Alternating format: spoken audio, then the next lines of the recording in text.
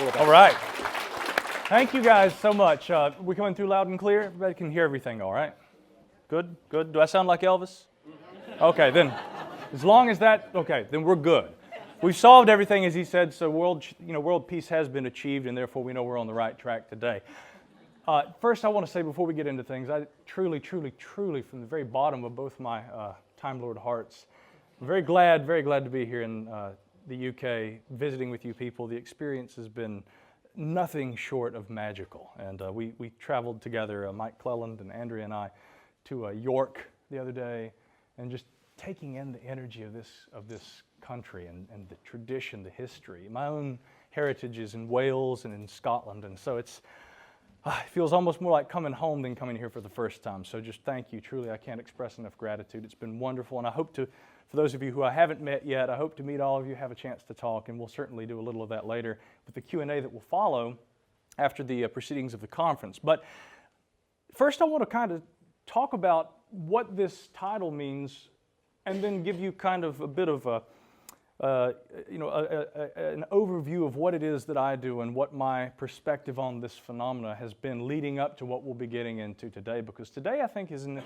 its own right maybe one of the more esoteric and introspective even interpretations of the phenomena as far as the way I've delivered or addressed this subject. And I'll also say, as I've told just a few of you, that this is some information, what I'm going to be presenting today, unlike what I've presented in the past. It hasn't been actually written about anywhere. This is a bit exclusive to this audience. So you guys get to hear about this first. Again, couldn't be a better place to be talking about this.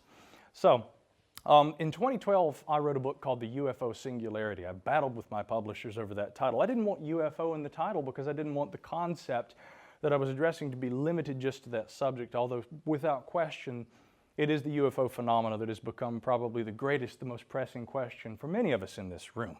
I'd like to start by asking how many of you here, with a show of hands, feel that you have observed something, some anomalous or perhaps unexplainable object in the sky. Have you had, yeah, look at this, wow, so many of us, including Richard Dolan, even some of our speakers have seen things. Yeah, that, Rich, this is headquarters. That was the bat signal. Yes. Now, the UFO singularity dealt with, a fairly unusual approach to this subject. I will say I have a lot of friends who work in various government agencies. There are a lot of them just like you or I. They have a lot of the same questions about this phenomena that we do. These are people who are struggling to try and understand and to come to terms with things, maybe not only that fascinate them, but things that they, like many of you, have experienced. And I'm blessed also to have a number of friends in academia who, whether or not they can publicly put their name behind the subject matter we address here, they at very least are brave enough to admit, despite their profession, but despite their education, that, we don't have all the answers. And I'm reminded of John Alexander giving a lecture at a conference where he said that another scientist, a physicist, got up and said, as scientists who study the nature of the universe, we've pretty much solved about 99% of all the great questions. And that lingering 1% or so has mostly to do with what we scientists get together and debate at events like this. And Alexander thought to himself, and I mirror this sentiment, how arrogant can we be to think that we've discovered everything? We've solved all the mysteries, And when it comes to thinking about the UFO subject, I remember I was house sitting for a friend a few years ago, and it just hit me. I thought, if we want to be able to understand, to analyze properly the UFO subject, what we need to do is we need to put our philosopher cap on. We need to look at this in terms of the epistemological approach. How do we know what we know or think that we know about the UFO phenomenon? And I began to challenge myself to try and look at the phenomenon differently. Only in doing so, I think, can you truly be open-minded. And I've often said, in many instances, that I am a skeptic.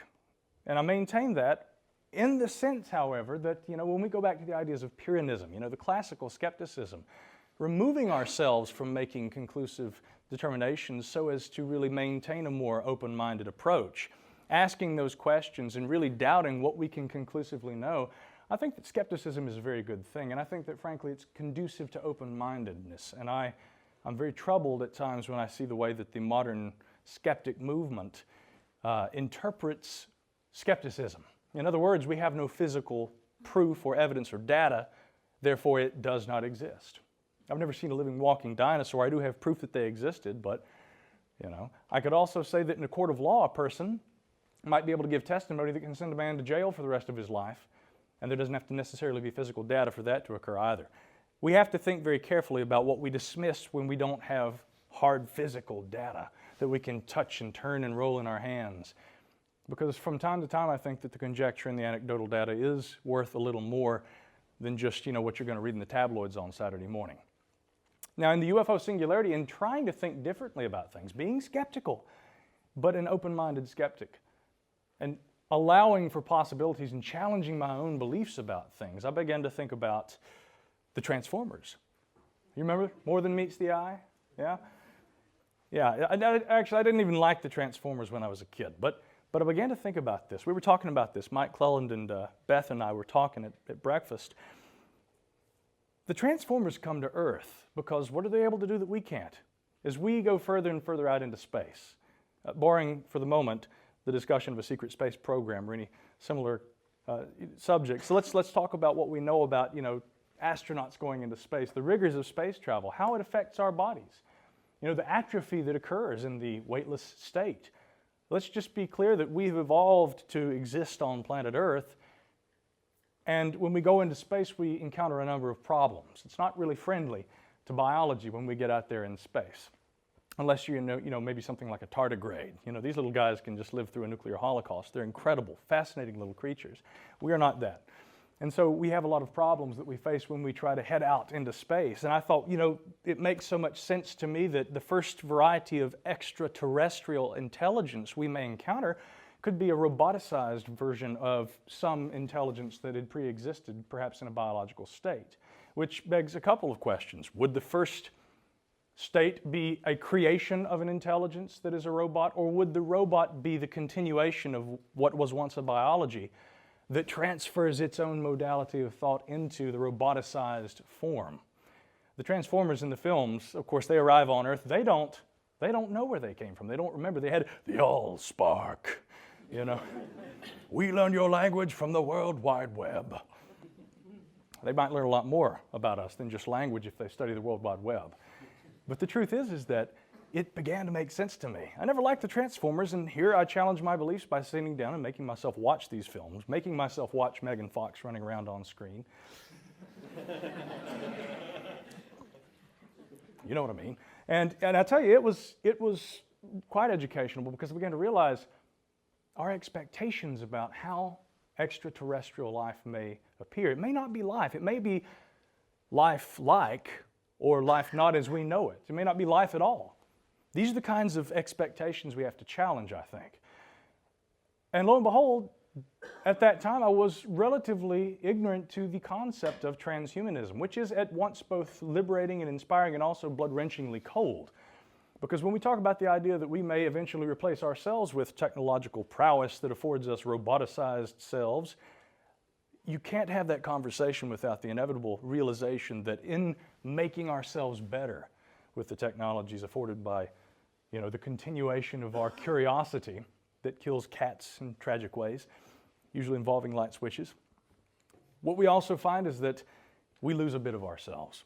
That is the inherent paradox of transhumanism, using technology to better ourselves and losing ourselves along the way. But the transhuman element, nonetheless, I thought, as a thought experiment, would be instrumental in creating and rounding out a hypothesis of the likelihood of what extraterrestrial intelligences we may eventually encounter, or, in truth, how eventually we may come to move further and further into the cosmos and overcome some of those problems that we find exist with the rigors of space travel and how they affect biological life. So in the UFO singularity, I began to say, let's not put aside the alien component. Let's not, because I think that there's too much valuable data lost if we completely say, if we've got a new idea, we must get rid of the old idea. No, let's allow for numerous possibilities. And this is my feeling, and not all of you may agree. Welcome, by the way. Quite all right. Welcome.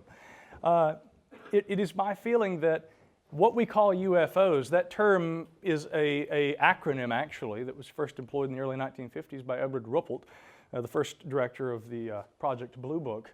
And UFO doesn't mean spaceship. This is a misconception that often, actually too often, is overlooked. It means unidentified flying object. It was meant to be ambiguous, and it was meant to be ambiguous for the purpose of accounting for the varieties of the UFO experience.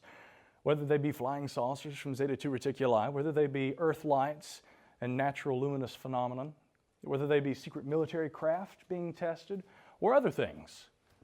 Swamp gas, the planet Venus, which curiously, in so many of these classic UFO reports, is capable of moving and descending and coming close and then going back up into its orbit. Never could figure that one out. Still working on that. If anybody has any answers, I'd love to hear from you, by the way. I'll buy you a coffee. But the thing is that when we look at the varieties of the UFO experience, which I do borrow that from a repurposing of a number of papers that and presentations given by the late Carl Sagan, and there was a book form printed called The Varieties of the Scientific Experience, what we should look at is the varieties of the UFO experience and stop, I think, at times from looking at it as being one thing. Again, being open-minded but skeptical and looking at the possibilities afforded us. So that, in a nutshell, is what we deal with in the UFO singularity. And there's also a little bit of talk about the thermodynamic arrow of time and what that might have to do with time travel and how UFOs might fit in. But that's a little beyond the scope of the present conversation, so stay with me. Moving along, the second book, the follow-up to that, was a very different interpretation. It was a historical examination of rocket-like unidentified flying objects, and that book was called The Ghost Rockets. Now, of course, many of you here probably are familiar with the ghost rockets that were seen over Sweden shortly after the Second World War. And I borrow the name in that book for the continuation of reports of rocket or missile or torpedo-like UFOs that have been seen throughout the ages. And the most incredible thing about that was that I had friends with the space program who showed me something that many of us are completely unaware of, which is called the Aviation Safety Reporting System. The Aviation Safety Reporting System is actually a database that is governed by NASA because it actually has to do with aviation, but it was believed at the time of its institution that if the FAA in the United States maintained this database, objectivity would be lost, and so they hand this to NASA. And an engineering friend of mine, who sadly must go unnamed, but he had said to me, you should really look for some of these reports of these ghost rocket-like things in these databases, and lo and behold, I only found about 12 of them, but the ones that I found were incredible. In fact, in some of the instances, the pilots who witnessed these strange objects were told by flight coordinators, ATC operators, and the like, would you like to file a UFO report? They use UFO in their naming convention at the Aviation Safety Reporting System. I mean, it's still used these days because pilots still do see things that they can't explain. And no, I don't necessarily think, by the way, Richard and I were talking about this over dinner the other night, that a pilot is no better a witness than the average observer. This is something, again, do you remember the book Stuff My Dad Says or Stuff My Kid Says? Sometimes they use a different word, but you know what I'm talking about. I want to make a t-shirt that says Stuff Skeptics Say, you know? And I'm not just attacking skeptics. I often agree more with them, and yet to say that a pilot is an untrained or whatever they may be, training or not, that they're not necessarily as good an observer or any better an observer than the common person who sees a light in the sky, that's rubbish. It's silly. And partially because I think when you are a pilot, especially of a commercial vehicle, you've got the lives of people on your hands, and you have to be able to spot dangers. And so if something that looks like a missile comes streaking by you and nearly collides with your plane, you're going to be well aware of it. Many pilots are. Reports have been made. They exist. And in the Ghost Rockets, I deal with that. Which brings us to the current lecture subject, ghosts in the sky. Borrow that term ghost again. Let's just be honest. Often the UFO enigma, in the broader sense, involves things that are seen in the sky. The more modern convention generally is UAP, to denote unexplainable aerial phenomena, which is even more ambiguous than unidentified flying objects, because sometimes I guess it has been inferred that perhaps these aren't always objects. There are a lot of possibilities, and since we've gone over a few, we might as well say, is there a possibility we could be dealing with transphysical or quasi-physical phenomena, which gets kind of into the realm of the Magonian element, which we'll look at a little bit later here. And Jacques Vallée has done a magnificent job over the years looking into that possibility, and the way, as we will see a little of here in a moment, that mythic traditions here in the British Isles and parts of Europe, in the Americas, North and South, and other parts of the world, seem to mirror what we call in the modern era UFO phenomenon. And I think that those parallels exist.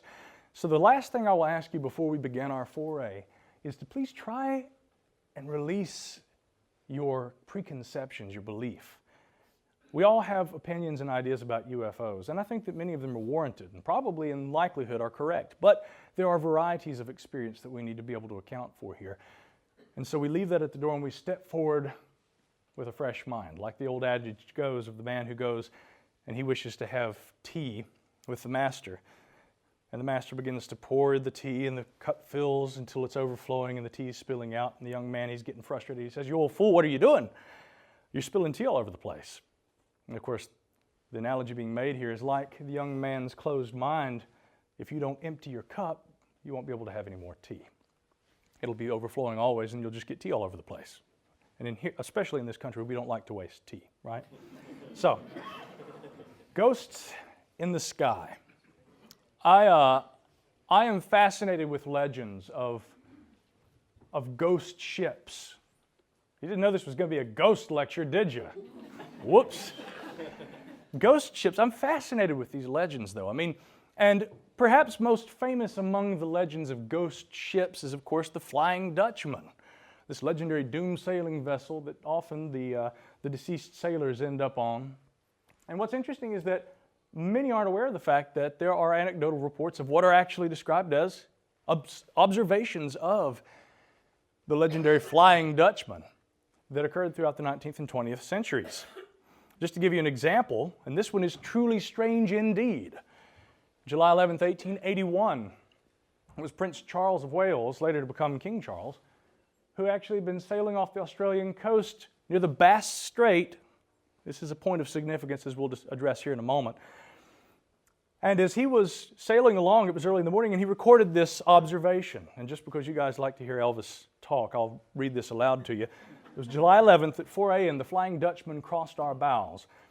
A strange red light as of a phantom ship all aglow, in the midst of which light the masts, spars, and sails of a brig 200 yards distant stood out in the strong relief as she came up on the port bow, where also the officer of watch from the bridge clearly saw her, as did the quarterdeck midshipman, who was sent forward at once to the forecastle. But on arriving, there was no vestige nor any sign whatever of the material ship was to be seen, either near or right away to the horizon, the night being clear and the sea being calm, but 13 persons altogether saw her. It was further reported, by the way, that one man was, quote, smashed to atoms as he fell from one of the mastheads after this sighting, which was in keeping with the tradition that a sighting of the Flying Dutchman also was bad luck. I want to point out that this observation took place along the Bass Strait. This is an area of significance to UFO researchers. Why? Anyone know? Anyone remember the significance of the Bass Strait? Ben, you do. Yeah, Frederick Valentich. Yeah, October 1978, a young pilot, Frederick Valentich, was flying across the Bass Strait when he contacts Melbourne Air Traffic Control and asks if there's any traffic at his altitude. They said, "We can't confirm any traffic. Do you have traffic?" Delta Sierra Juliet, that was his tag. And he says, "Yes, we've got traffic. There's an object, a light. It seems to be playing tricks." He describes an object with a green light that's circling his Cessna 182L as it's flying across, approaching sundown, the Bass Strait. Well, over the course of the next several minutes, Valentich continues his sporadic discourse with Melbourne Air Traffic Control. And finally, he describes, "Melbourne, the object is directly above me. Melbourne, the object is hovering and it's not an aircraft." And then suddenly, the air traffic control operators, to their horror, they hear 14 or 15 seconds of metallic scraping and then silence. Valentich was never seen again. The plane was never recovered. He vanished. True story. And that's how I met your mother.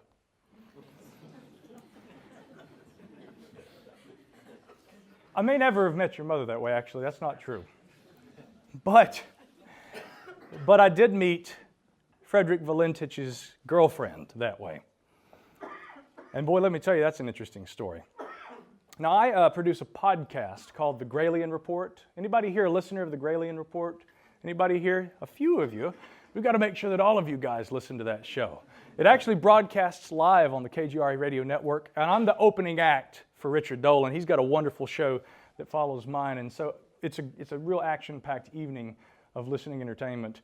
Evening on our end, but actually it's a little early in the day for you guys. So Monday nights, Monday afternoon.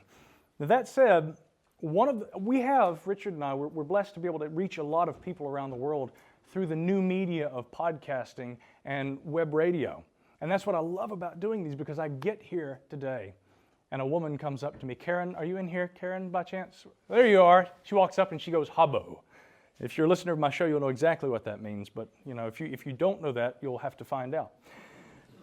A listener in Australia emailed me, and he said the strangest thing. He says, "Micah, I know Freddie's girlfriend, and she's expressed interest in wanting to talk to you. Can we set up a time for you two to talk?" And I thought, okay, Freddie, who? It was late at night, I admit. I was rather tired. And the next morning, I found that I was extremely interested for some reason in that email. Normally, I'm not. And I went back and I decided, rebooting. I gotta put my brain back in my head here. Drink coffee, more coffee, and then email. Reading the email, Frederick Valentich. It was Rhonda Rushton, his girlfriend at the time that he went missing. I was blessed enough through my listenership to be put directly in contact with the woman who perhaps knew him best. The woman who, as it turns out, was supposed to be on the plane with Valentich the night he went missing over the Bass Strait, the historical location of a sighting of the Flying Dutchman, described again as a red light seen at around 4 o'clock in the morning. The light that Valentich described was green, but, not sure one or the other. Now, when I spoke with Rhonda, I wanted to ask her, first of all, about a lot of these skeptical interpretations of why Valentich went missing. Arch UFO skeptic Philip J. Classen said he was probably smuggling drugs. He had all kinds of evidence to support that, right? No. They had suggested that he had a girlfriend on King Island where he was flying to, and that he was probably cheating. You notice something when you read enough of these skeptical narratives. It's not just about being skeptical, it's about actually trying to assume that this person was up to absolutely no good and probably involved in something downright vile and wicked. We have to do everything we can to engage in character assassination of these witnesses. Why? Well, how better, of course, to derail the argument of your opponent, yeah? Make him look bad. Valentich was a drug smuggler. Valentich was a cheater. Truth is, and one more thing. According to his flight plan, he left an hour later than he was supposed to. Didn't even follow the flight plan. What's that all about? Let me tell you what that's about. Rhonda worked at a chemist at the time. She got off work late. She was supposed to be on the plane with him. Rhonda was late getting there. Back in those days, they didn't have cell phones. Fred waited for Rhonda. She didn't show up, and he decided to go ahead and make the flight himself. He was a pilot in training. He was trying to get hours. He was inexperienced flying at night. But he left without her and planned to be back because it was their 3-month anniversary, and they were going to go out and have dinner after they went back and saw his parents that night. And unfortunately, he never got back. And before Rhonda had time really to recover, she said the press swarmed over her and Freddie's family. There were, people with the government who were investigating the possible cause of the crash, who were interviewing her and asking very hard questions, and they wanted to know what he was up to also. Why had he been flying to King Island? In fact, he had said he was going to pick up crayfish, but no order for crayfish had been placed. In fact, the runway lights at the little airport there on King Island hadn't even been turned on. They didn't know anyone was coming. So what was Frederick doing? There are still questions. Rhonda confirmed these questions, but she said I was supposed to be on the plane, so I really doubt I was going to meet the new girlfriend. And she said, and had he been doing drugs, Micah, I can tell you, I would have known about that. The other problem I found, too, is that the official government files on the cause of the disappearance were released just a couple of years ago. They described Freddie as a depressed loner type. He wasn't this is their actual terminology, not a Friday night kind of person. And to quote my associate, the skeptical UFO researcher Robert Schaefer, he was a true UFO believer. He'd read Chariots of the Gods, which sort of, I guess, has to do with UFOs a little bit. It is true, Valentich was very interested in UFOs, but I talked to Rhonda about that, and I said, was he like just a UFO nut? I mean, was he as crazy about this stuff as I am? And she said, not really. I mean, but he had read Chariots of the Gods. Why wouldn't he? It was a popular book at the time. Now, I'm not trying to make a case that he wasn't interested in UFOs, but there's a good reason why I might have read that book. And yes, he was interested in UFOs. In fact, Rhonda had asked him one time, if a UFO touched down right here, would you get on board? And he told her, I'll go if I can take you with me, but never without you.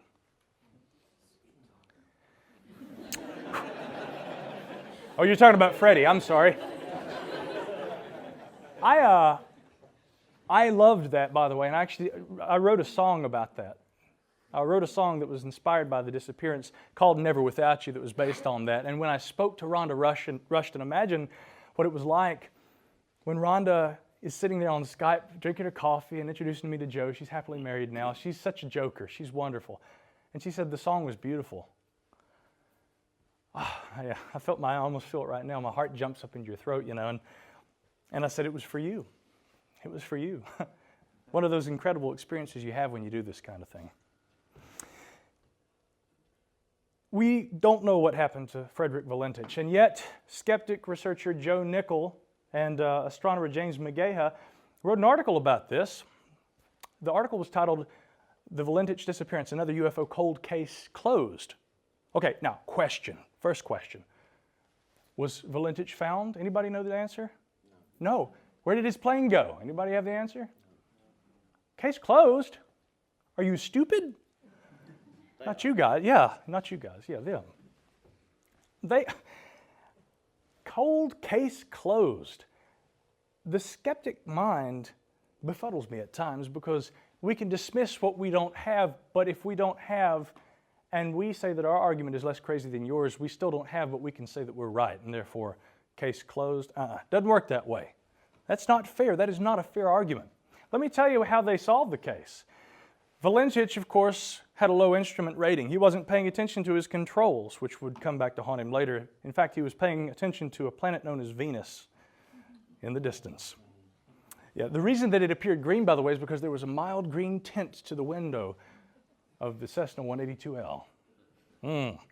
So, yet again, Venus is apparently spiraling in a circle around him. Oh, well, that's because he was spiraling and flying upside down. But if he's flying upside down, then he's going to be looking down at the ocean thinking he's looking up. So Venus must have been really bright if it was reflecting off the ocean. Sorry, just saying. So I begin to find that at times some of these skeptical arguments even contradict one another.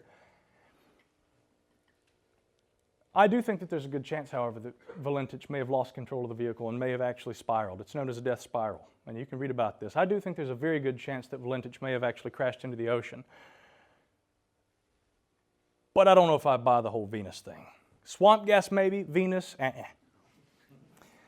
It's not a case closed by any stretch of the imagination. If we don't have a body, if we don't have a plane, and we can speculate about what he may have seen and offer an argument that sounds to me at times far more credulous than, I'm sorry, I don't know what it is, but there's an object and it appears to be circling me and now it's hovering directly above me. I will allow for the possibility, remote though it may be in the minds of some, that he did observe something unexplainable. But without a body and without a plane, I don't call that a closed case. This happened in the exact same location as that sighting of the Flying Dutchman. But I want to bring to your attention now another legendary ghost ship, El Caliuche, in the Chilote culture actually of southwestern Chile. There's a very similar legend. I mean, actually, it's almost incredible how similar it is. A legendary ghost ship that is seen along the little myriad islands that exist off the southwestern coast of Chile. But the most interesting thing about these two, and the reason I'm talking about ghost ships, is there's a really peculiar characteristic that El Caliuche shares with the Flying Dutchman. Both were believed to be able to travel above and below water. Okay? That was always interesting to me. And I do want to make a ufological tie-in with this, that you hear about UFOs, but then there are also from time to time what are reported as USOs. In other words, this denotes a UFO that is seen traveling into or coming out of water. And the reports over the last several decades of these objects are quite many. In fact, the Russians had a name for them based on the automatopoeia, the sound of the frog made. They were called quackers. And they often wrote of these strange objects that would be tracked on radar that would come. They would circle the nuclear submarines that the Russians were utilizing during the Cold War, and that they would sometimes take off at blinding speed. Make of it what you will, but many assume that these objects behave very much like things seen in the sky just as well. And then, of course, you pair that with the witness testimony of objects that resemble saucers and other craft coming into and going out of water. It is interesting that these legends talk about the Dutchman and El Caliuche being able to go underwater as well as coming out. And something else that was interesting to me, with El Caliuche, the Bruja Chilote. He's sort of a wizard from the sky that from time to time visits the sailing vessel El Caliuche. And actually will visit there where everything from parties and music to gatherings of lost sailors at sea are said to happen according to legend. Now, put that away in the back of your mind. That little bit about the music that's heard from these sailing vessels. But I want to bring to mind that the Bruja Chilote reminded me a bit of the legends of the storm wizards. And I think that, like the Bruja Chilote, there are various cultures around the world that talk about these so-called storm wizards, which brings us to a term very popular in this part of the world, and of course, popularized by one Jacques Vallée, brilliant computer scientist and physicist, and frankly, I think one of the very greatest living UFO researchers, apart from some of the guys in this room right here. And Mygonia was just this incredible mythical place that lived in. Archbishop Agobard of Lyon noted that it was a belief among the common people at that time, this Mygonia place, from whence come ships in the clouds, that this place in the air actually existed and that these storm wizards would come down. And interestingly, as he wrote, he said that the storm wizards, in order to carry back to that region, the sky, those fruits of the earth which are destroyed by hail and tempests, the sailors paying rewards to the storm wizards and themselves receiving corn and other produce. He's describing that there were exchanges, according to the legend, that the storm wizards would come down and they would actually reward the sailors who gave them things that they could take back with them to their realm in the sky. Interesting little tidbit about those interactions. That again, Agobard wrote about this in 810 AD. Fast forward a little more than a century, 956 AD, and the notion of a sea among the clouds. There are a number of retellings of a popular legend throughout parts of Ireland and England. And it's a fascinating one that deals with the idea that there are literal sky ships that would be seen sailing through the skies in ancient times. And the retelling of the legend goes something like this. Generally, I know that one popular legend is actually attributed to a St. Carinus.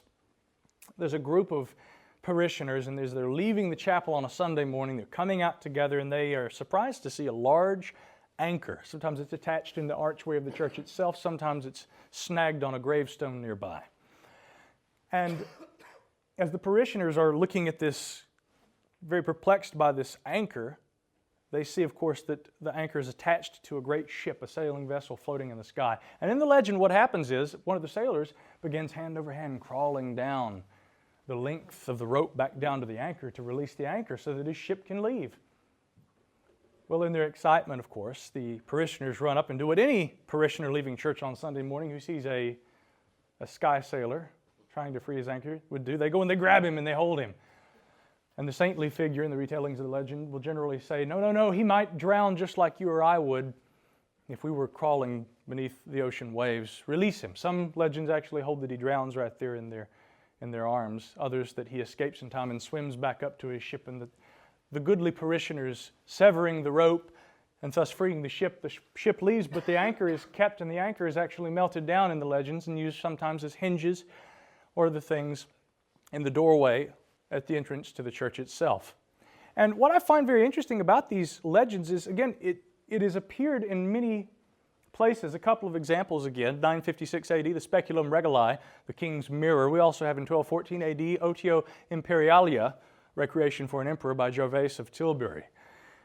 And I'd begun to wonder, could there be another story that inspired this legend? Because it's remarkably similar in its retellings. There was one I found in the Liber Hymnorum, the 11th century Irish work. It does tell a story about a monk who, rather than sailing through the sky, he was sailing along the ocean and his anchor gets snagged. And as he goes down to release the anchor, similarly, the anchor is caught, you guessed it, on the archway of an underwater monastery. And so the sea monks, to borrow a term of a similar bit of legend from this area, and we won't get into the biology of the actual creature known today as a sea monk, but the sea monks, for lack of a better term, emerge from the church and they come out and they go and they greet this monk. And instead of holding him and drowning him, they actually teach him how to take air from the salt water around. And he spends a year with the sea monks and he learns their ways. And as he returns from his great adventure, the ship that he left meets him above the water 1 year later, and he retrieves the bell from the monastery and brings it back as proof of his great adventure. I found that to be rather similar to these mythic tales about sky ships and storm wizards. It doesn't necessarily explain the legend, but it kind of shows the various forms that these legends can take. And when we think about the forms that these legends take, I don't think that you can deny that the fascination that we've had with sky ships or airships is something that's long been with us, but it really began to come to a head in recent times. Well, relatively recent, but for time travelers, it could be yesterday or tomorrow. The great airship mystery, as it's known, of 1896 and 1897. During this period, of course, we had newspaper articles that were recounting incredible, fantastical tales of ships seen sailing through the sky over parts of California, Texas, the Midwest.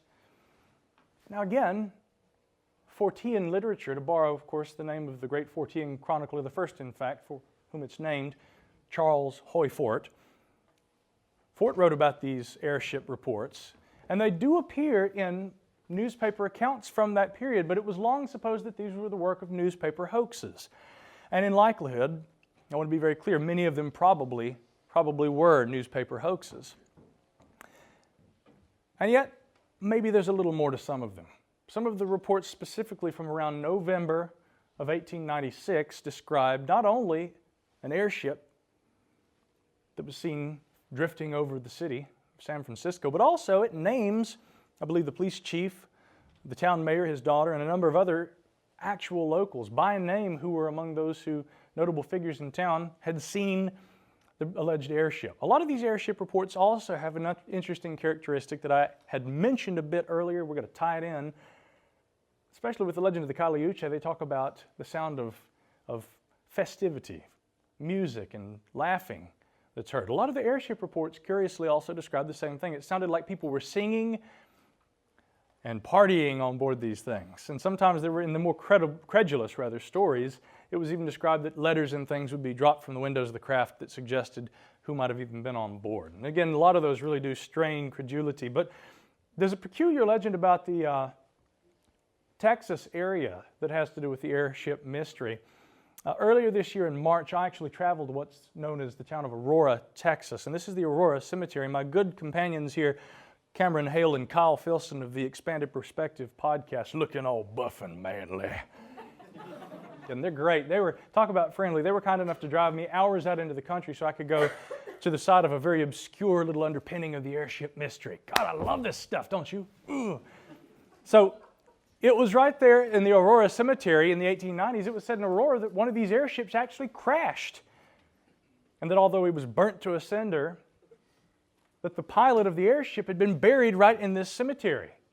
No, I'm serious. Look, even the historical plaque from 1976 that's right there outside the cemetery reads as follows.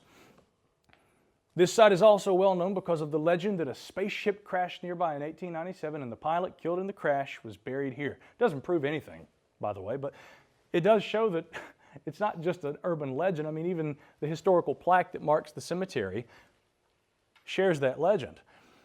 And the point being, the broader point, that Texas was another notable location where these alleged airships in the 1890s were said to be appearing. Now, I want to back up just a little bit here for a moment, because as Richard Dolan and I were talking about at dinner the other night, there is actually a history of ballooning that predates the airship era. And I mean, this goes all the way back to the 1780s. Manned spherical balloons that were tested for a variety of different things throughout Europe, some of which were actually mentioned by Jules Verne in his books Master of the World and Rober the Conqueror. I want to point out a funny anecdote here that really kind of ties in with some of Andrew's or Anthony's research.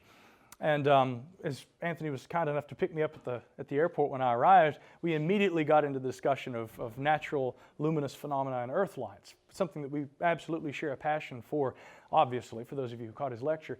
And I'll tell you that where I live in Asheville, North Carolina, we have a phenomenon about an hour outside of town from me in an area called the Linville Gorge, and it's known as the Brown Mountain Lights. Anyone here ever heard of the Brown Mountain Lights? And yes, in Europe, there's actually what's known as the Hessdalen Lights, which, again, many of you already have heard about. And I am fascinated with these reports. The reason I bring that up in relation to the airship mystery is that in the book Master of the World by Jules Verne, It tells of a secret base that is located on top of what's called the Great Eyrie. And many speculate that the town of Linville, North Carolina, of course, had been the very town where he had intended this story to be taking place. And of course, with the airship that Rober pilots in the story, it is inferred that perhaps, and this was actually told to me by a friend of mine, a good guy, a wonderful guy, a retired geologist, but a very hardened skeptic.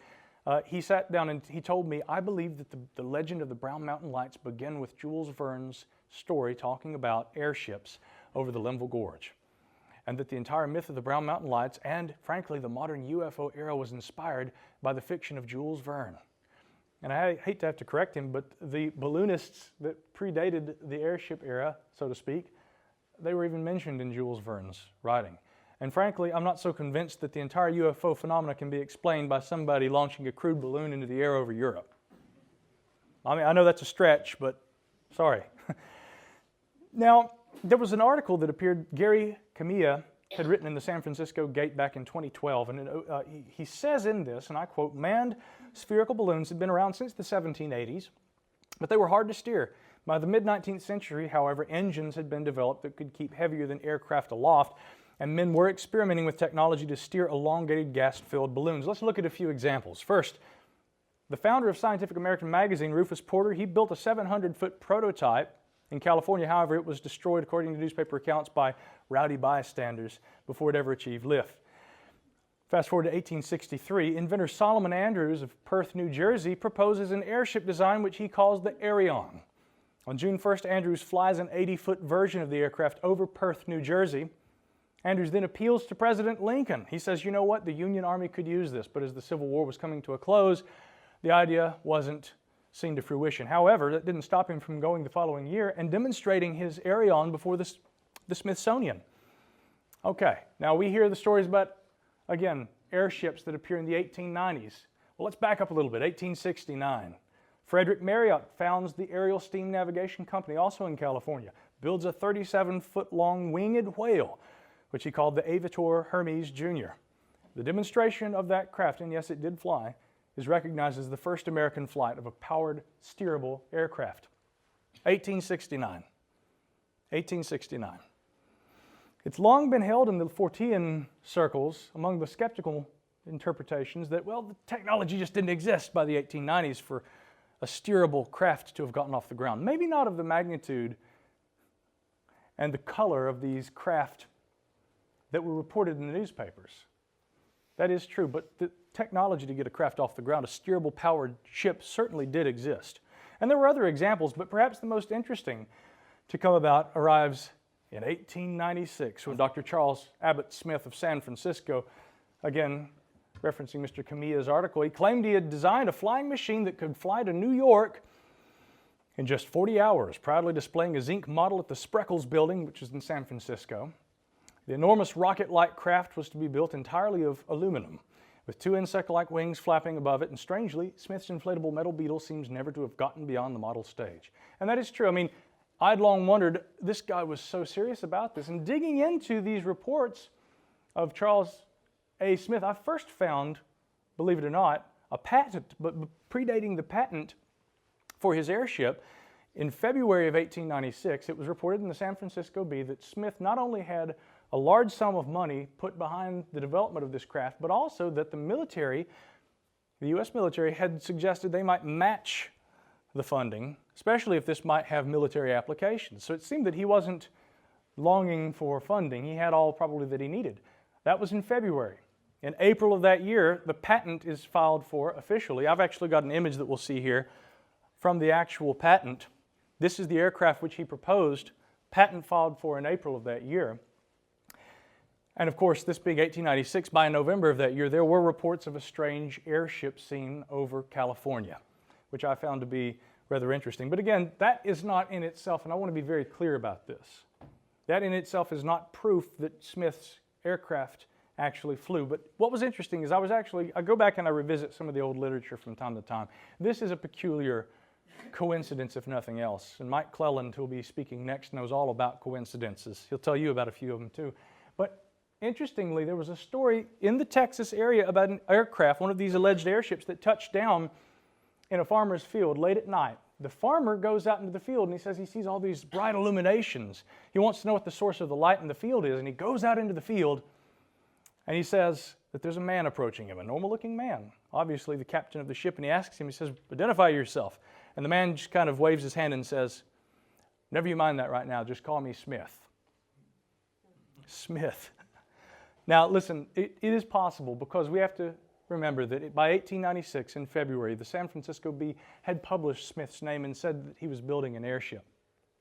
Sure, another journalist in Texas could have found those papers, could have traveled, could have read those, and might have decided to continue the legend, but maybe a little more fantastically. We don't know. I did find that to be an interesting little tie-in. But my interest in these airships carried me along in a way that became more and more fascinating with time, as I began to realize that maybe there was a history, a secret history of sorts, of aviation in the United States and maybe even elsewhere that is a little more deep than many of us have realized previously. I wrote an article about this at my website, micahhanks.com, and my blog. I should mention, if you don't subscribe to my blog, you can subscribe via email, and that way you actually will hear about my ongoing research. It's completely free, and I put this stuff up, and I really recommend it if you're interested in this sort of thing. And what happened to me, this was truly the best of luck. I was contacted by a historian I'd never heard of named Timothy Parrott. Now, I knew of a book about the airship mystery. The author of this book was the aforementioned historian.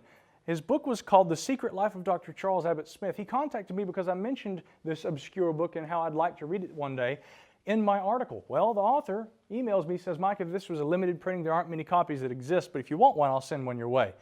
I believe in paying people for their hard work, and I sent him the money via PayPal immediately, and he was kind enough to overnight the book to me, in which he actually documents the history, the life of Charles Abbott Smith. He was quite a character. He abandoned his family in the Midwest.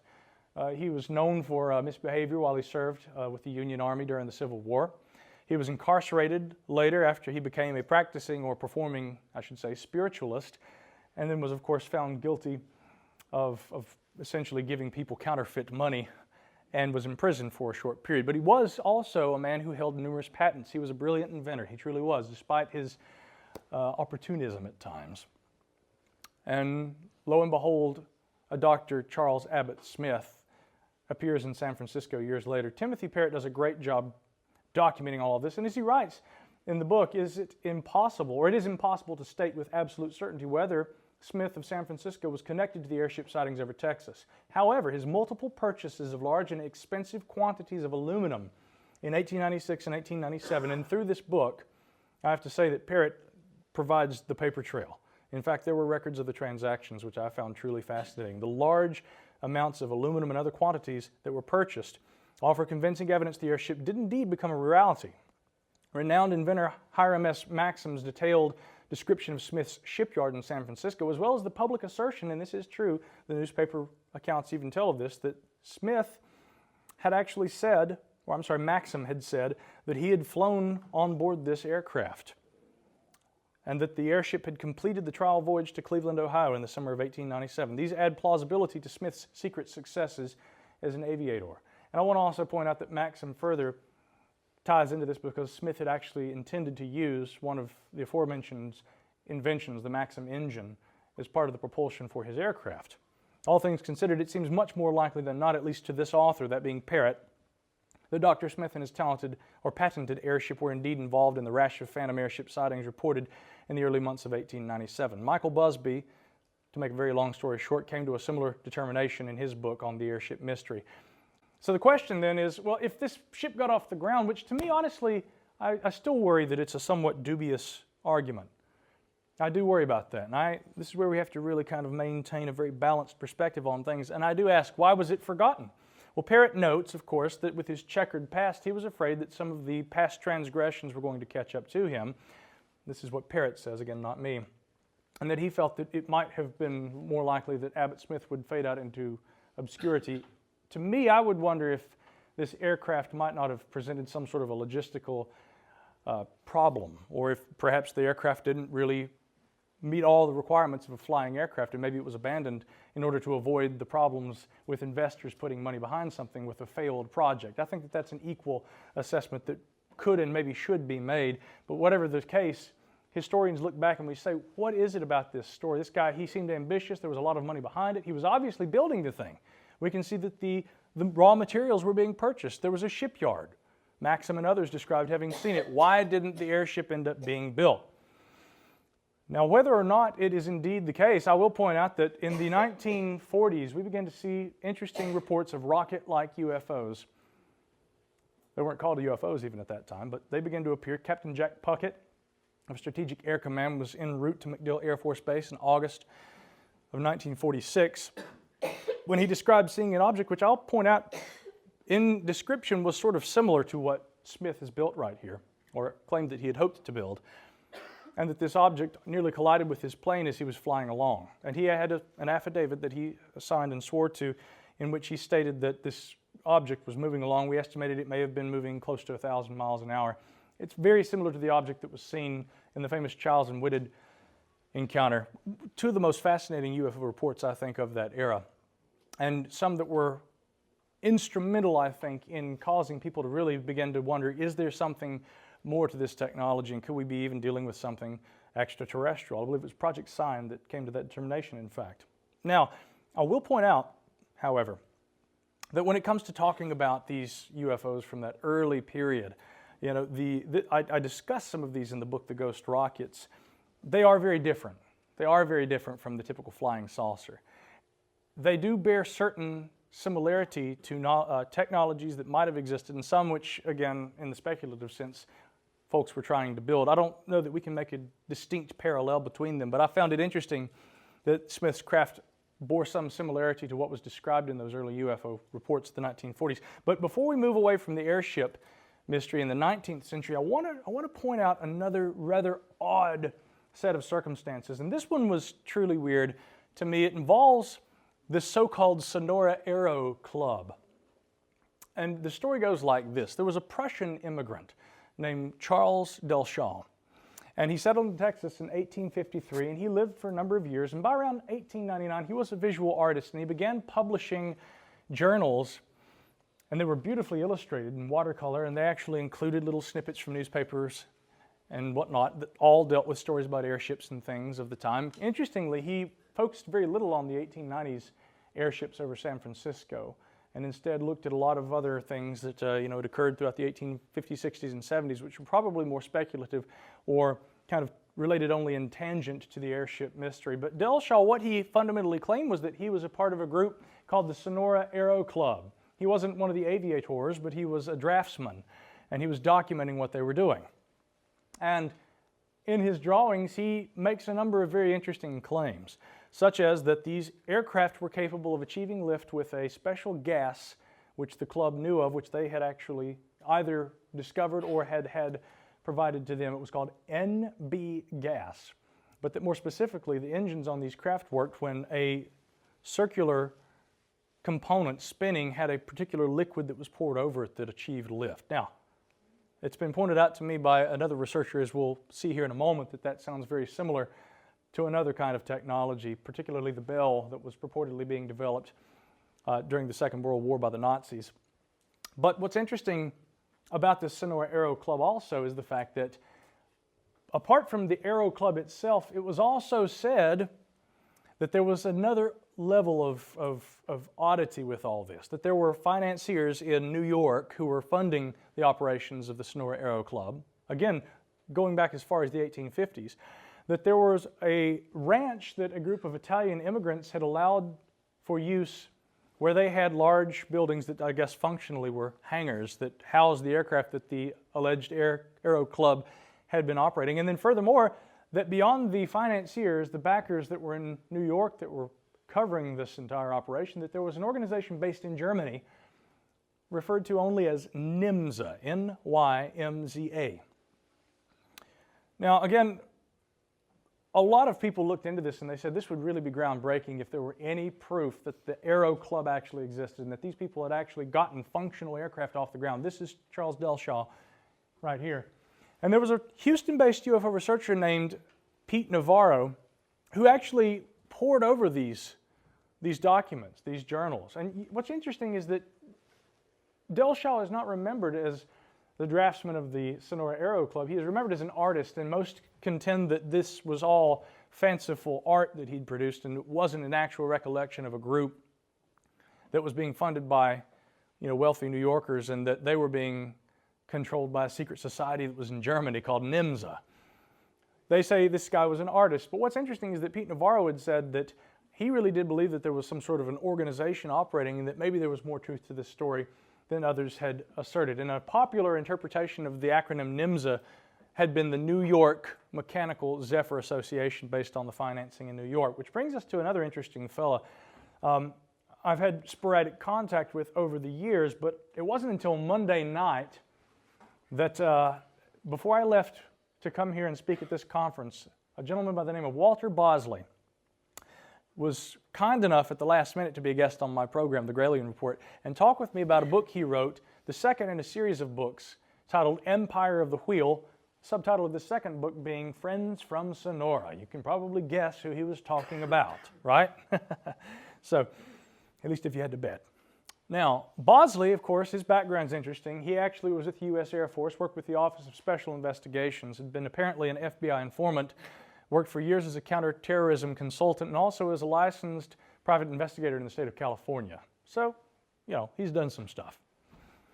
And Bosley, when he wrote this book, he said, I wasn't initially interested in the airship thing, but he found this particular news item that dealt with, he felt, the death of a woman named Cora Stanton, which is what he outlines in his book, the first in the series of The Empire of the Wheel. And in the second book, he says that there's this strange newspaper clipping about a young man who's arrested carrying a woman's purse, and he claims to start having these strange visions or delusions, and he was incarcerated for drunkenness.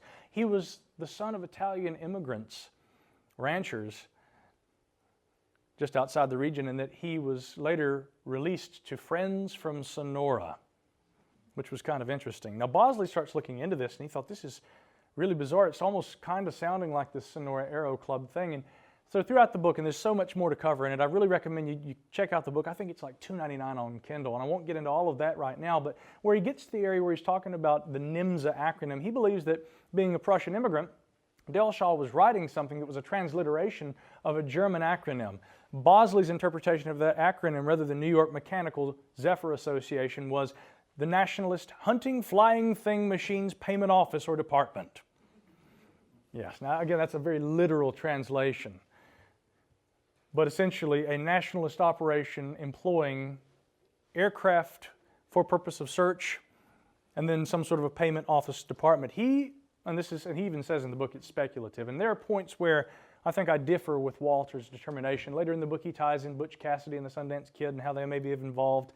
I won't say he's wrong, I might say I disagree, and I think we'll both admit, he and I, that a lot of this is speculative. But it is interesting, the idea, and Bosley seems to believe that he thought that the NIMSA operation, if it existed, was probably some German nationalist operation. Now that is interesting for a couple of reasons, as we'll see here in a moment. But I want to kind of tie this in with the broader notion of secret operations, secret financing, clandestine technologies, and why they might be kept secret. That's the fundamental thread. Why do we always come back around to why so secret? Secret group does this, secret group does that. If they had this kind of technology, would they not revolutionize the world? If you had in the 1890s technology that would revolutionize transportation, military operations, why wouldn't you share that with the world? You'd be rich, right? Now, of course, here's the thing. Interestingly, of course, if you're employing this for purposes of gaining wealth in other ways, as Bosley speculates about the NIMSA operation, then maybe rather than getting rich off of your airships, what you're using, as he would assert, is a tool that gets you a further, or helps you obtain a further objective. I'll ask you this. When we look back at these reports from back in the day, as we say, this is the number one complaint. If anyone had this technology, this would have been public knowledge. People would have been seeking to profiteer from this. Now think for a moment, when we talk about the idea of what Richard, of course, coined as the breakaway civilization, what's the very concept that we're seeking to address? What is it? Secret technology, kept from public view, used for purposes which most of us don't understand, or at very least aren't supposed to understand. It's very easy for us to accept that as a potential reality, and yet if we apply it to the 19th century, nope! Empty your cup. Think about it. I think that there is indeed possibly a case to be made for why there could be secrecy. Now listen, at my website, I'd written an article about this, and I want to kind of skip through a little of this. How are we looking on time, by the way, Ben? Give me an air check there, buddy. Yeah, you've got another 40 minutes. Oh, we're doing fine. We're doing good. As I wrote at the website, again, I think researchers like Joseph Farrell and others, looking beyond even the airship mystery, what's interesting is when we talk about the possibility of secret groups utilizing technologies behind the scenes for their own goals, rather than trying to, hey, I can make some quick cash off of this and we're going to get famous and revolutionize, change history.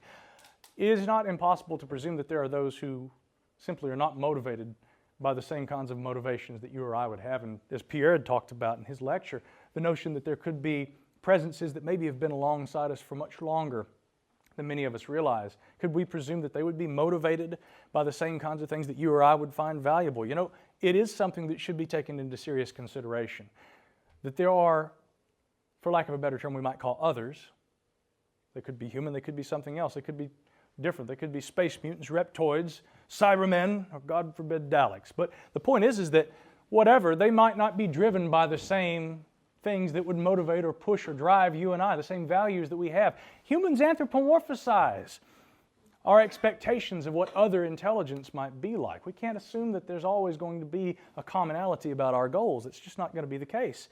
But when we look at researchers like Joseph Farrell and others who have said, look, maybe there is an operation, maybe there is a way that we could better understand funding mechanisms behind clandestine operations and why they actually occur, and how perhaps exotic or seemingly exotic aerial technologies might fit into this.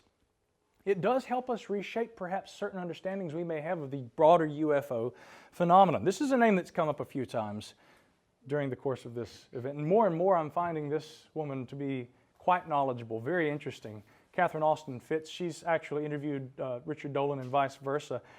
And again, there's a brilliant article that if you've never read, you really should, and it's called What's Up with the Black Budget, the $64 Question, in which she makes direct associations between such funding of seemingly exotic aerial technologies, and she breaks it down into a series of possibilities.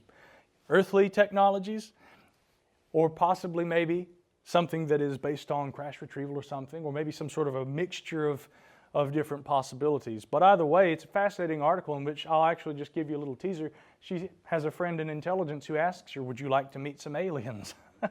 It's one of the most incredible, and I think Richard would agree, analyses of the idea of black budgets and how secret funding operations might apply to this phenomena. That phenomena, of course, being a term he coined, breakaway civilization. Reports of highly advanced aircraft, perhaps even those dating back to the 19th century, for all we know, could indicate technological operations occurring since whatever time, which have been privately and covertly funded, and more so than many of us realize. We talk about secret societies all the time. We talk about black budgets and all of this. This is really no different. It's just looking at it over perhaps a broader period, but that's not even as broad as, again, Pierre suggests. Going back, to the dawn of civilization. And as our late friend Mac Toney's today being, correct me if I'm wrong, Mike, is it the anniversary of Mac's passing? His final blog post was written today as we stand right here. This is the anniversary. Mac Toney's had actually written a brilliant book about this called The Cryptoterrestrials. Is it so strange to assume as one possible explanation to the weirdness that we perceive in the world, some of which we call ufological, that there could be some presence indigenous to our space-time reality that has existed alongside us and yet somehow kept out of view and nonetheless capable of influencing and even controlling certain earthly affairs? Let's be open-minded, remember? Which brings us back to El Caliuche.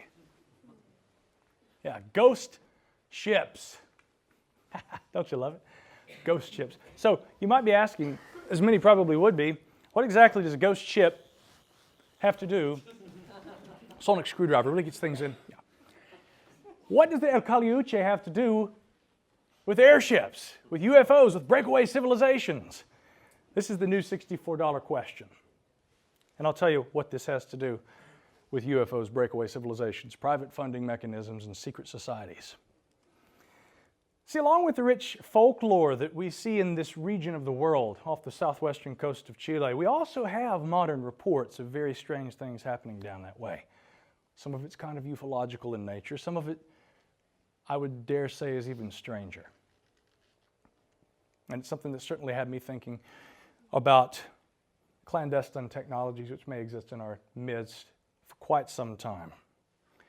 I'll take you back to 1984, AD, for you time travelers in the audience, and the Friendship Island affair as it's known. This fellow may not look very friendly, but this is merely an artistic representation of artificial intelligence, or actually I should say rather a transhumanist kind of a component. But the idea is that off the southwest coast of Chile, local legends, again, have long told of a base or some secretive operation on a remote hidden island. Now known as the Friendship Island, speculation for years in UFO circles since the case first appeared in 1984 has led to theories about a UFO base that may exist there. However, those who have claimed to interact with the island's inhabitants describe them not as alien beings, but as gringos. More specifically, the assertion is made that a group of Germans, perhaps with impressive, if not utterly curious technology, have operated there for decades. And again, this is just a statement from probably one of the leading Hispanic ufologists, Scott Corrales of the Institute of Hispanic Ufology, talking about the various things. It began in 1984 as a mixture of encounters, audio recordings, sightings of strange characters, and speculation over the years has led to interpretation of the Friendship as being space aliens with a base out there, Nazi survivalists perhaps, or even just Protestant missionaries from North America.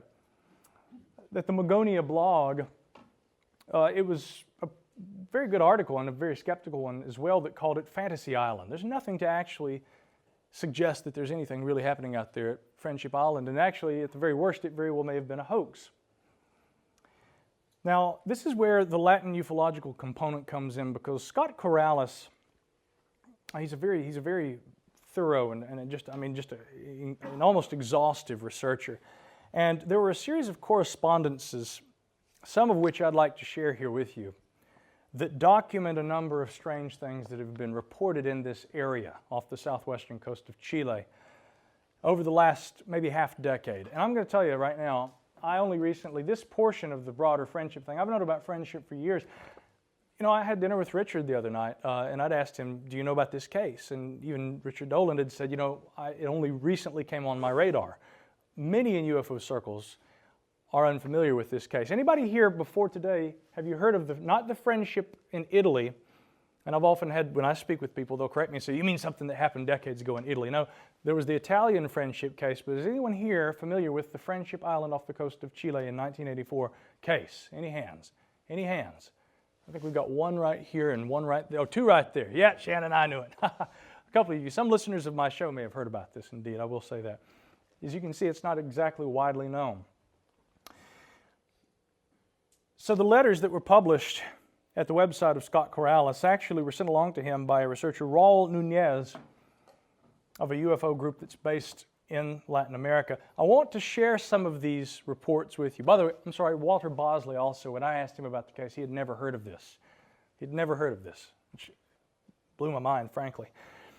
The first of these correspondences comes to us from Fulgencio Paredes. This was a report he submitted to Raul Nunez in 1993. Most of these are short, but they're quite revealing. He says, I was a fisherman in Chiloé from 1942 to 1954 when I saw the ghost ship El Caliuche. I saw it with my own eyes. It sailed in front of my boat and I heard its music. Once again, we have this strange thing about these airships, ghost ships, whatever, that people describe hearing music, laughter, and partying on board these things. He said, it sailed nearby. I heard its music. I never went back to sea. I know what I saw and I'm not lying. Pedro Ignacio Herrera writes, October 1999, being the son of a fisherman when I was 15, I'm now 45, I recall having been fishing near Punta Tajamar near the locality of Abtao.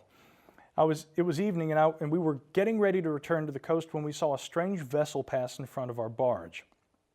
It looked like a large tourist yacht, modern and nearly glowing white, but when our eyes adjusted to the glow, and this is where things get weird, and we overcame our initial stupor, we realized that the yacht was not on the water line, but was hovering some meters above it. In other words, it floated and traveled quickly over the water line. It moved silently and there were no crew visible, nothing beyond an unusual sense of majesty. Now, my father never mentioned the subject to me again. Many local residents told me jokingly that maybe we'd seen an upgraded modern version of El Caliuche. I've never forgotten this. Having read an article about the Friendship, however, I thought I'd tell you my story. So here we have these reports of what the locals are describing as a Caliuche, the ghost ship. But this one, it's very updated, very modern-looking vessel, covered in lights and hovering over the water as it's moving.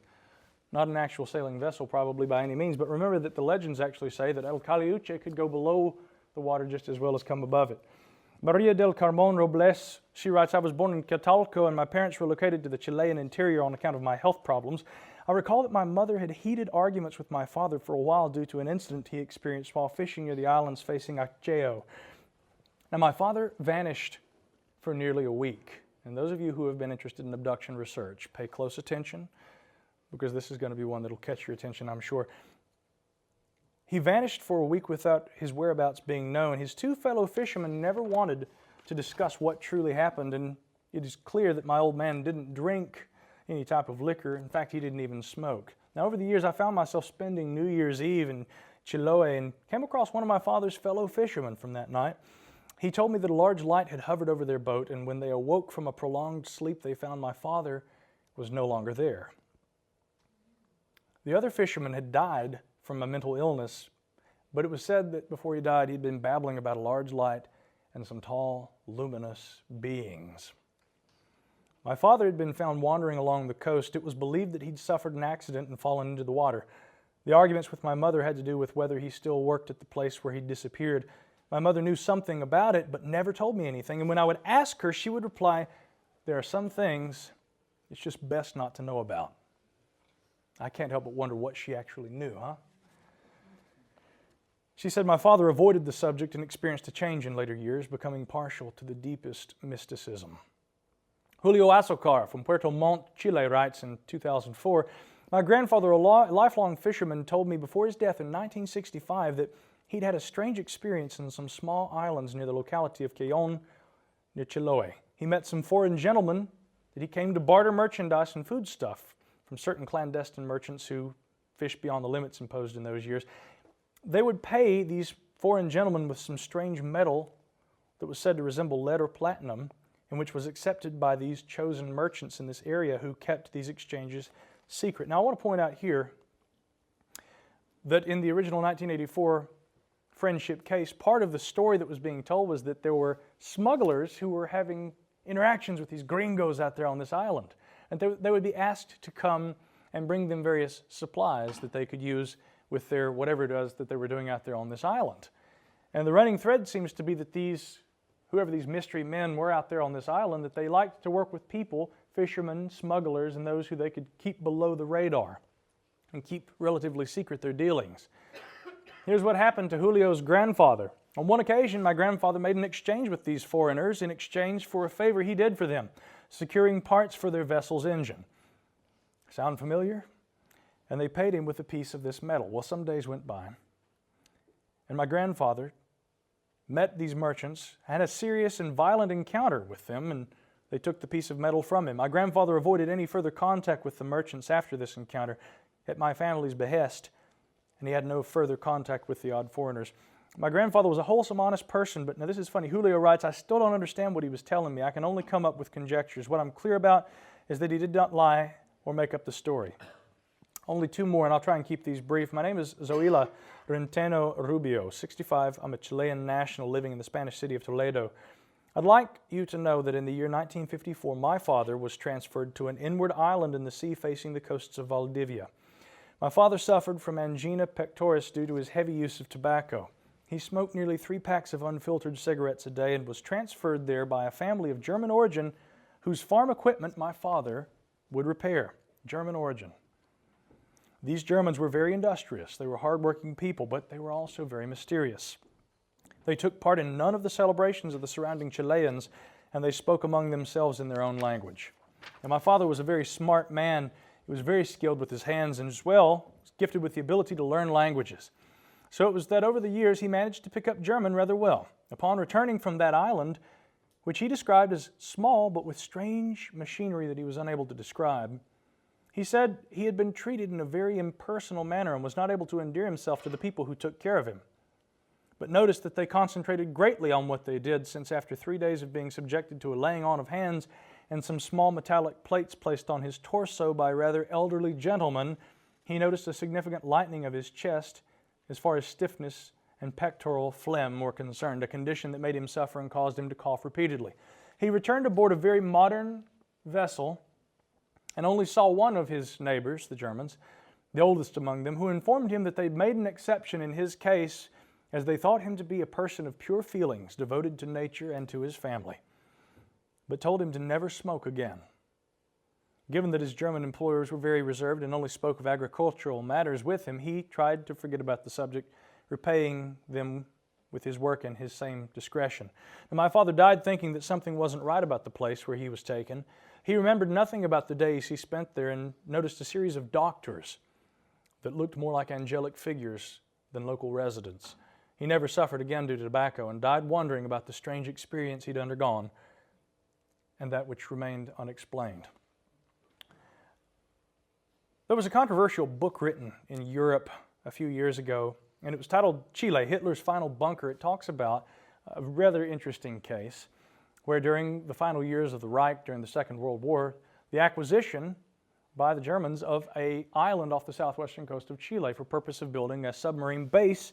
This actually happened, apparently, and it's a very controversial book, as many books that kind of examine what may have been going on behind the scenes during the Second World War are. But I'll have to say that, that lingering fascination with what was happening and what could have been happening or maybe continued even after the war, stay with us. A final letter of those provided by Scott Corrales. My name is Antonio.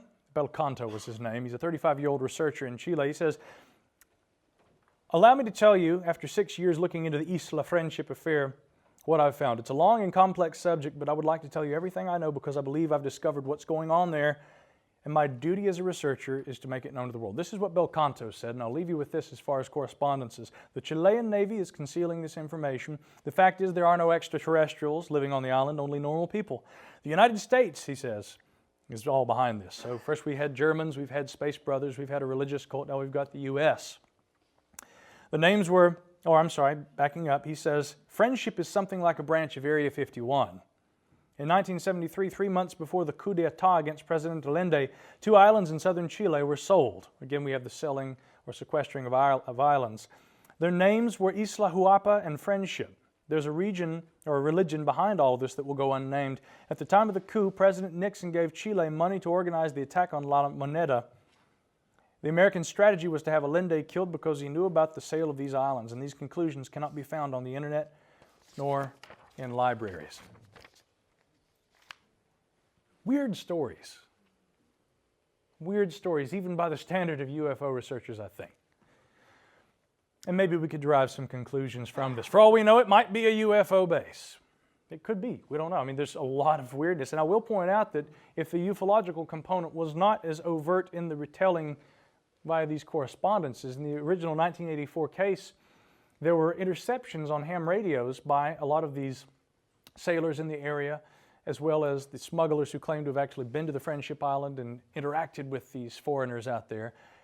And they said that when the communications would come across their radios, that bright lights would often appear in the sky.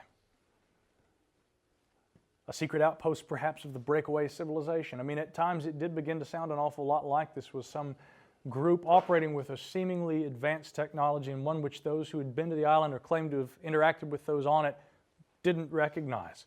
As the Nazi-era purchases in a German secret base or the secret U.S. intelligence operation similar to Area 51. There is this interesting element that involves a religious component. One man who had supposedly spent time out there with the foreigners later moved back to Chile and converted to Mormonism. Another interesting retelling is that when the correspondences between one in particular, Ariel, who claimed to have been among those who operated on the island, when these correspondences would occur via radio, it was said that they would variously refer to themselves as what we might interpret as Space Brothers, or variously as, quote, angels of the Lord. There wasn't this interesting religious kind of a component to all of this. Maybe it was just an urban legend. It was based on the local folklore about El Caliuche, and maybe the Bruja Chiloe and all these kinds of legends. Maybe it was an elaborate hoax that was inspired by those same urban legends. Who knows? Whatever the scenario is, again, we're left with this circumstance where Where's our hard proof? We need hard proof. Unfortunately, we don't have it. We don't have that scrap of metal. We don't have a piece of an engine that some strange foreigner had allegedly been operating out there on this island. But what we do have is we have an island, a story of an island, and one that people have been trying to find now for decades. And we have these strange correspondences. And I have to say that if I had to guess, my gut would tell me that there probably is some truth to the legend, whatever minuscule that truth may be. And I don't think it's fair to say that just because we don't have an engine, a piece of metal, a scrap, a photograph, that everyone who has claimed that they've seen something strange at sea off the coast of Chile or that they have had interactions with these strange foreigners, that they're just liars. And yet so often this is the case that is made against people. But I will point out, as we have seen throughout the course of the lecture, that we have a strange preponderance throughout history, a mystery of sorts that erupts in our fascination with sky ships and ghost ships and things that are almost apparitional in form and yet which carry over into the modern era under the veil of a technology we cannot explain or understand. And I wonder sometimes, the old expression comes to life, comes to mind, is it life imitating art or art imitating life? And I have these quotes here, Aristotle, of course, art not only imitates nature but also completes its deficiencies, as well as Dostoevsky. At first, art imitates life, then life will imitate art, then life will find its very existence from the arts. And finally, maybe my favorite, Oscar Wilde, I'll have to read it to you because it's truncated. Life holds the mirror up to art and either reproduces some strange type imagined by a painter or sculptor or realizes, in fact, what has been dreamed in fiction. For what is nature? She is our creation. It is in our brain that she quickens to life. Things are because we see them, and what we see and how we see it depends on the arts that have influenced us. I want you to think for a moment. We've tried to be extremely open-minded today. We've looked at some different possibilities and potentials afforded us by the mysteries in our midst. I think the time is to be open-minded right now, and we need to challenge ourselves to look at these mysteries in different ways. Because as soon as we become beholden to a sacred cow and we become dogmatic, however open-minded we think we are, we're disallowing the possibilities that ultimately may bring to us into the forefront of human knowledge the grand mystery represented by unidentified flying objects, and maybe a lot more. I hope your minds have been a little expanded today. I know mine have been visiting you here in the UK. It's been my honor, my privilege, my pleasure, and I'll tell you what, first time but not the last time. Thank you.